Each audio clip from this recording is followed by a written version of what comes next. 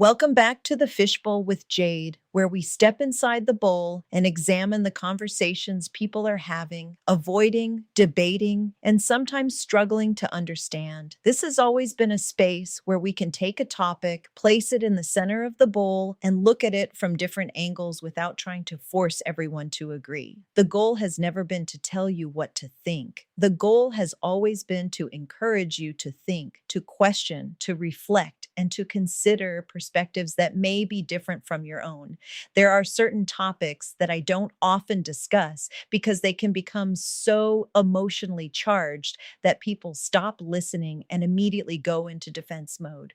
Race is one of those topics, yet lately, no matter where you turn, race seems to be part of the conversation. It's on television, in the media, all over social media, woven into politics, discussed in workplaces, debated in schools, and probably somewhere on your timeline right now. Some people are tired of hearing about it. Some people believe we should have moved past these conversations years ago. Others believe we haven't talked about it nearly enough. Regardless of where you stand, race continues to be a topic that finds its way into our daily lives. And because of that, I think it's worth putting into the fishbowl, not to argue, not to offend, not to divide, but to talk honestly about representation, stereotypes, relationships, and what happens when we forget how to simply see one another as human beings.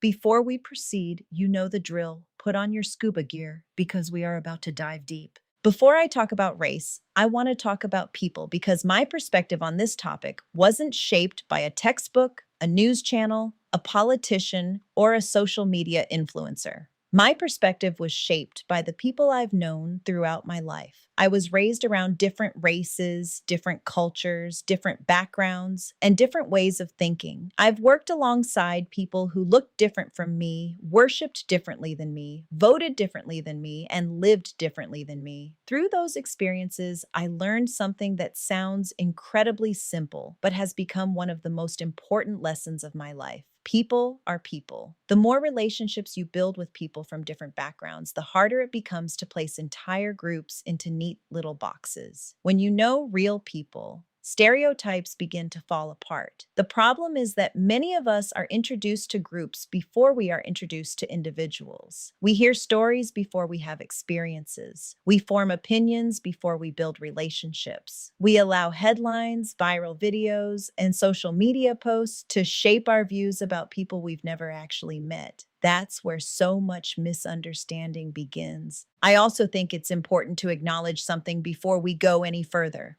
The truth is, some of us are tired of talking about race, while others are tired of living experiences that make race impossible to ignore. Both feelings exist at the same time, and perhaps that's part of why these conversations can be so difficult.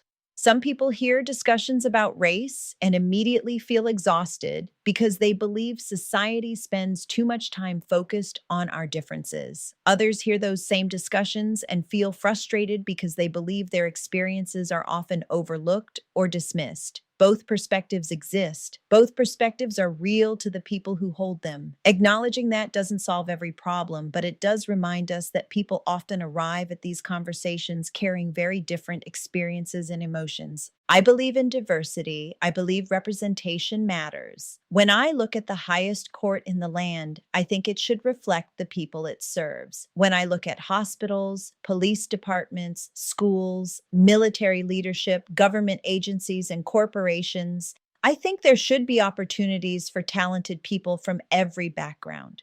To me, a healthy society is one where everyone has a chance to contribute their gifts, skills, and perspectives. America has long been described as a melting pot, and if that's true, then our institutions should reflect that reality. Men and women, Black, white, Hispanic, Asian, and people from every walk of life should have opportunities to lead, innovate, serve, and contribute. For me, diversity isn't about checking boxes or excluding anyone. It's about recognizing that intelligence, leadership, creativity, compassion, and talent are not limited to any one race, culture, or group. Great people come from everywhere.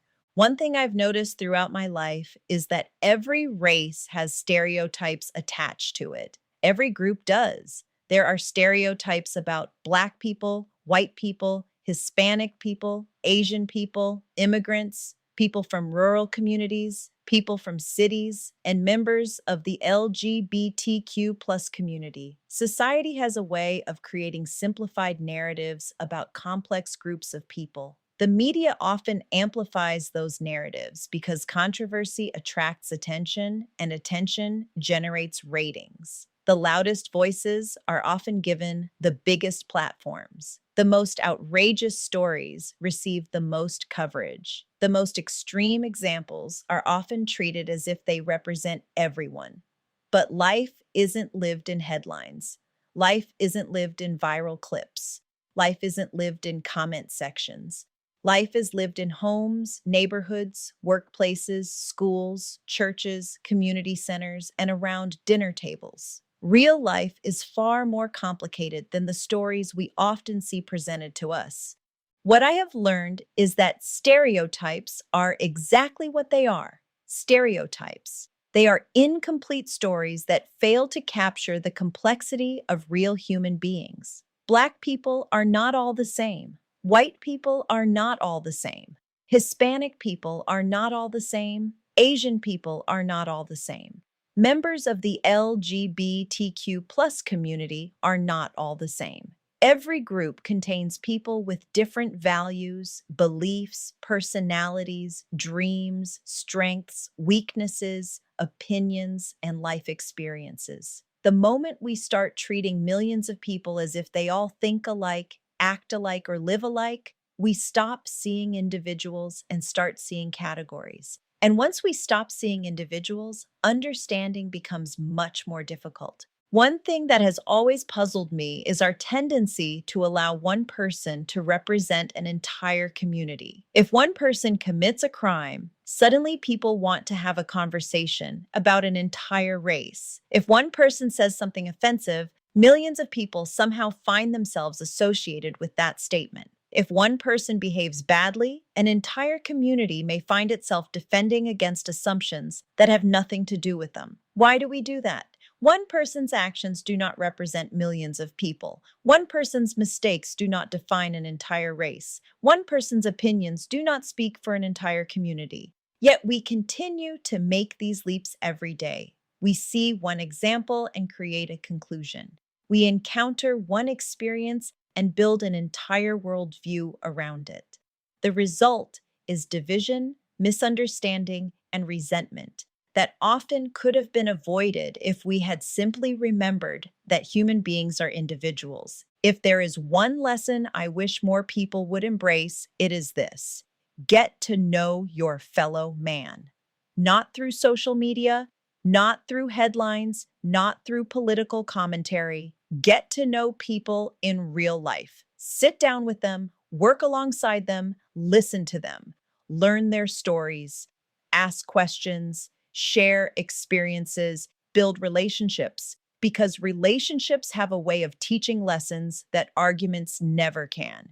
It's difficult to hate people you truly know. It's difficult to stereotype people whose stories you've heard. It's difficult to reduce people to labels when you've laughed with them, worked with them, supported them, and shared life experiences with them. Some of the people who have expanded my perspective the most have come from backgrounds completely different from my own. Those relationships taught me more about humanity than any news story ever could. There's another aspect of these conversations that I've always struggled to understand, and that's our obsession with who other people choose to love. We live in a world where people are trying to pay bills, raise families, care for aging parents, manage their health, pursue careers, and navigate countless personal challenges. Yet somehow, many people find themselves deeply invested in who someone else is dating, marrying, or building a life with.